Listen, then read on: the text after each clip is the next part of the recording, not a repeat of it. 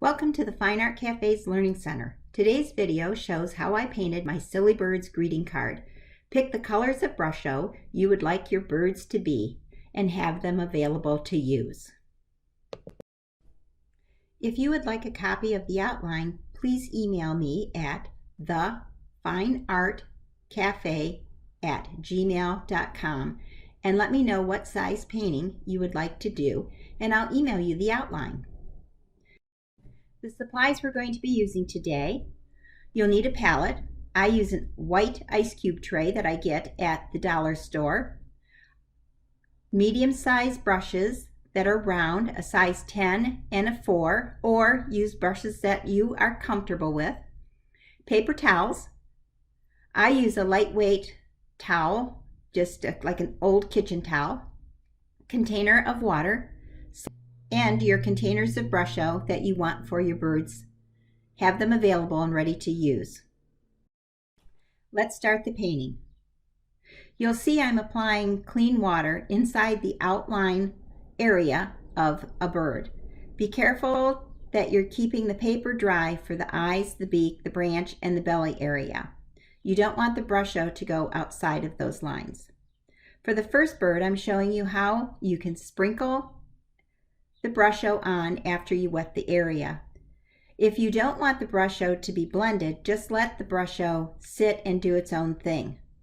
But I go in with a round brush and I distribute the crystals and blend them for a blended look. When you let the crystals of Brusho just sit and do their own thing, you have a very pretty textured look. I'll speed up the video as I paint the other colors of the bird. One thing you want to make sure you're doing is only wet one bird at a time, and don't wet it next to another bird. If you do, you're going to have the colors run into the other bird that is still wet. You'll notice that I'm using a diluted amount of Brusho with water.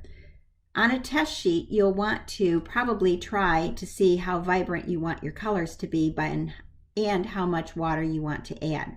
So practice on just a spare sheet of watercolor paper, the back of an old painting that you don't want, just some piece of practice paper. Also make sure don't paint water or color into the beak, eyes, or the belly area or the branch area, as you want to keep those white for now.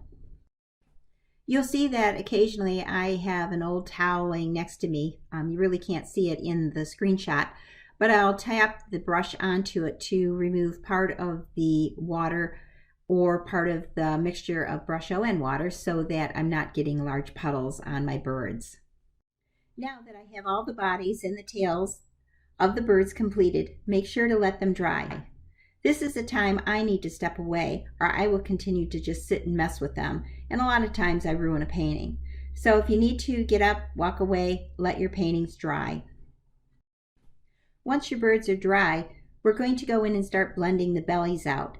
Get clean water and make sure your brush is clean. Go back into that area that has a hard line with clean water and kind of blend it out towards the center of the belly. Try to keep the center of the belly white, as this will help add dimension and make it look more of a rounded and give more of a personality to your bird. Blend the color out lightly, giving it a soft look.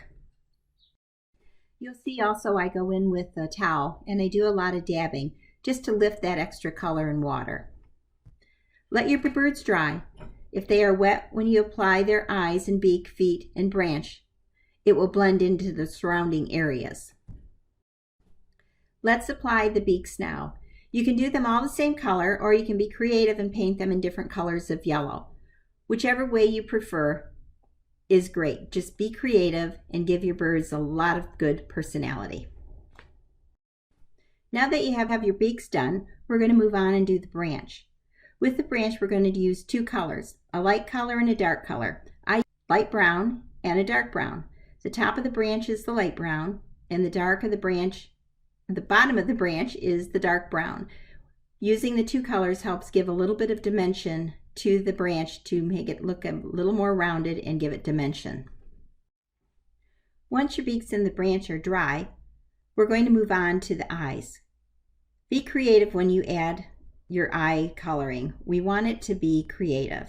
You can use the same color for all the birds, or you can use different eye colors that complement each color of the bird that you're using. I used a Prussian blue on mine, but be more creative.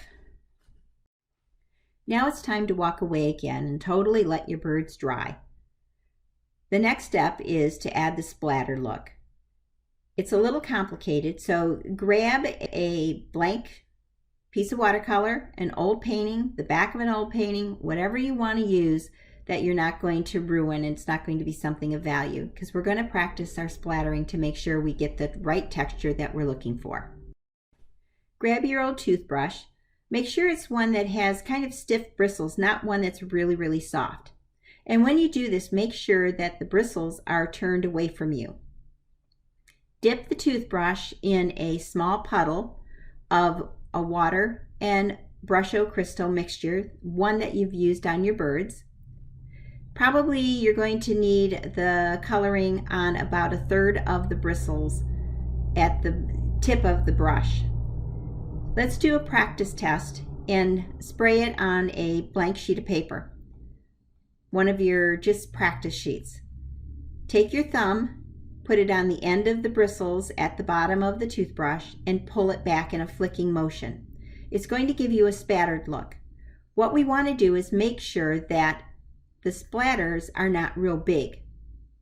My goal was to have tiny little splatters of different colors all over the paper.